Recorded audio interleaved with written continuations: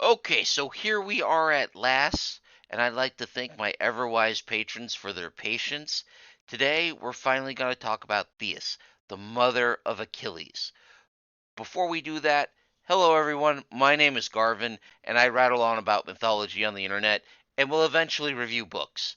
Thetis is mainly known for being the mother of Achilles, and not doing a completely thorough job of dipping her boy in the river Styx to ensure his invincibility. But there's a bit more to cover here, and I'm going to try and put it together in at least a semi coherent narrative for y'all today. Wish me luck. Theseus was born to Neros and Doris.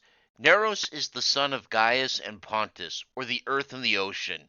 He is also the patron god of the Aegean Sea, and is often shown having the upper body of a human being and the lower body of a fish, which kind of makes him the first merman, I guess. There's a lot to suggest that Neros is a pre Greek figure. Keep in mind, I'm not an expert here, I'm an enthusiastic amateur, but I do find myself wondering if he's a Minoan god that the Greeks adopted in, or something even older. He's known for shapeshifting and having the ability to answer all manner of questions because he has a minor gift of prophecy and other stuff like that. This is taken advantage of by a number of Greek heroes ranging from Hercules to Odysseus' son Telemachus. In Homer's work, he's called the Old Man of the Sea, which is a title that shows up in other mythologies and legends as well. For example, there's a shape-shifting spirit called the Old Man of the Sea that shows up in a Sinbad the Sailor story. Her mother Doris is one of the 3,000 Oceanids, who are daughters of the Titan Oceanus and Tethys. Doris is supposed to represent the fertility of the ocean and was specifically considered a goddess of rich fishing grounds where the mouth of rivers meet the sea. She's also considered a sister to these river gods, who are spirits who represent the rivers themselves. Doris also is a sister to Metis, the mother of Athena. Metis was Zeus's first choice for a wife, but when it was revealed that any son she bore would be greater than his father, Zeus took steps. Terrible, terrible steps. But we'll have that discussion another day. Theseus also has some sisters who achieved some fame of their own, the first being Amphitrite, the wife of Poseidon. Amphitrite is known for being the mother of a large group of minor gods and goddesses of various islands and seas in the Mediterranean, the most famous being Triton. There's also Galatea, who was considered the most beautiful of the 50 sisters. She, however, wasn't very lucky. She's mainly known for transforming her lover into a river after he was murdered by a cyclops who would not take "no, I have a boyfriend" for an answer. That story comes to us from Ovid, so I'm doubtful as to whether or not it's an actual Greek myth or a Latin invention. Although some Greek scholars claim it was actually invented before the Romans, has political satire against the Sicilian tyrant whose favorite concubine was also named Galatea. Isn't mythology fun? That said, let's get back to Thetis. Before the birth of Achilles, Thetis mostly shows up as the protector and savior of young gods in trouble. For example, when Hephaestus was thrown from Olympus, either by his mother Hera for being born ugly, or by Zeus for daring to stand between Zeus and Hera when they were fighting, it was Thetis who rescued him, nursed him back to health, and set him up on an island. And it was on that island that Hephaestus perfected his craft and became the god of metalworking. In at least one version of the story I read as a kid, he's invited back to Olympus when Hera notices the incredible jewelry that Thetis is sporting, and she explains she got it from her adopted son. Man, just as a thought, could you imagine having to compete with the god of frickin' metalworking for Mother's Day gifts? It'd be like, oh, that's a nice gift, dear. It's very sweet. Put it next to the incredibly priceless jewelry that your brother made with his own hands. Thanks. She would also rescue Dionysus from Hera's wrath. When this son of Zeus was being raised on Mount Nissos by the local nymphs, Hera found out and induced the local ruler Lycurgus to attack. He took up an ox goad. Now that's no joke. These are actually hefty clubs with a spike and a hook attached, and you can kill someone pretty easily with those. Lycurgus used that to attack the nymphs and also basically forced the young god to run and dive into the sea to escape. This is where Theseus found him and took him to her underwater home and protected him there. There's a version where Dionysus is an adult during this, but I don't think an adult god who can turn an entire crew of pirates into dolphins would be scared of one guy, no matter how frightening his ox goad. So I preferred the child version. This, along with the Hephaestus story, kind of shows her as a person who is good at protecting young people and looks out for children in trouble. Of course, she did help at least one adult god we know of, Zeus. According to Homer, there was a time when Hera, Poseidon, and Athena plotted to overthrow Zeus. They even got as far as binding him to his throne.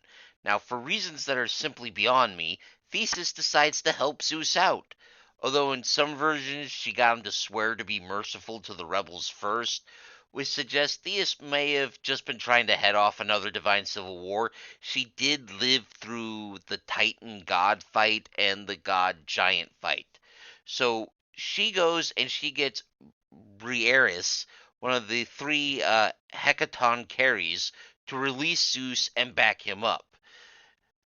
This caused the rebel gods to back down and give up, and I don't blame them. You should be looking at a couple pictures I found for these guys right now and just, the hell, ancient Greece? How do you even fight something like that except with a tank battalion? She also aided the Argonauts when they were fleeing with the Golden Fleece. Now, there's a lot of debate over whether or not she was already married to her husband and whether Achilles has been born yet, but I'm wanting to tell that story in one go, so we'll just focus on her actions in this situation. The Argo had to sail between a set of cliffs called the Rovers or the Panseti, two sets of cliffs that were impossible to navigate through because the sea between them was so violent. Theseus explained to her husband, or future husband, depending on what the timeline, uh, Peleus, how to steer the ship through those seas so the Argonauts could return to Greece with the fleece. Uh, just kind of a fun FYI. Later on, when Jason and Medea are living on Crete, Theus and Medea get into an argument over who's prettier and have a beauty pageant judged by a local Crete native who found Theseus to be hotter. Medea did not take that well and cursed the men of Crete to be liars and to never say anything but lies. Medea just did not have a pleasant temper. Well, maybe it's because she kept rescuing his sons, or because she rescued him, or maybe she was just that drop dead gorgeous. Zeus fell for her. She, however, didn't want anything to do with that. Maybe it was respect for his marriage, or maybe she felt there was enough bad blood between her and Hera that she just did not want to provoke the Queen of the Heavens any further. Or maybe it's the fact that Zeus had the tendency to leave his lovers slash victims to fend for themselves once he had had his fun. Either way, I can't fault her refusal here. Poseidon also started sniffing around her, and things were starting to look bad for Thetis until the goddess Themis uttered the prophecy that any son that Thetis bore would be greater than his father. Now, frankly, as a mortal, that would be super encouraging for me. I would want my kids to be bigger and better and more awesome than me in every way. That would be great news. But I suppose if you're an immortal lord of the universe who got that job by murdering your father, maybe that just encourages a different outlook. You tell me. This prophecy has Zeus and Poseidon put their heads together, and they decide that having Thetis marry or become the mistress of any god would be a problem for all the gods. Even if she was married off to, say, Triton, who knows what the upper limit of that kid would be? No, no, no, no, no, no. They're not risking this. Not after all the crud they've been through. They decide they would declare Thetis off limits to any male deity, but they also know trying to deny prophecy never works. So what you need to do is see it satisfied in a way that doesn't threaten you. That's when they came up with the scheme to marry Thetis off to a mortal. There's just one problem. Thetis had no intention of getting married to anybody, and why should she? That would place her under the power of a man or a male god, and who knows how that would work out for her. A lot of the married goddesses in this mythology are miserable after all. Just ask Hera. Zeus and Poseidon don't really care about her objections or her, happiness. They had job security they were going to maintain at all cost. Okay, it looks like we're running a bit long here, folks, so join me next week for part 2, where we talk about who her husband is, the plot to marry her off, and take a look at her relationship with her most famous son, Achilles. That said, I hope you enjoyed this video. If you did, why not join the Patreon for as little as $1 a month, where you can vote on new subjects and discuss the videos. There's also a pair of polls up right now. There is also below a link to my written book reviews. I've been writing book reviews since 2014, so there's an interesting amount of stuff to read, I think. Thanks for watching, and a special thanks to my biggest patron supporter, Big Steve. As always, man, we appreciate your support. Until next week, guys, take care of yourselves and keep reading.